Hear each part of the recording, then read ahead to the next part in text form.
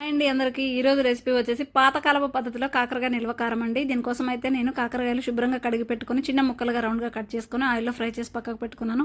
1/2 KG తీసుకున్నాను కాకరకాయలు.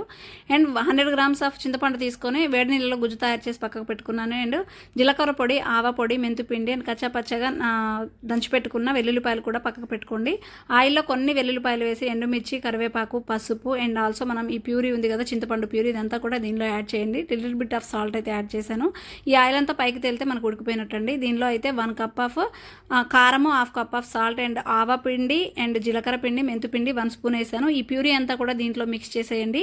And కచ్చపచ్చగా దంచి పెట్టుకున్న వెల్లుల్లి లాస్ట్లో అయితే యాడ్ చేసేయండి. ఉప్పు సరిపోకపోతే ఒకసారి చెక్ చేసుకోండి. మనకి చాలా చాలా టేస్ట్ ఉంది. నిజంగా మీరు ట్రై చేయండి.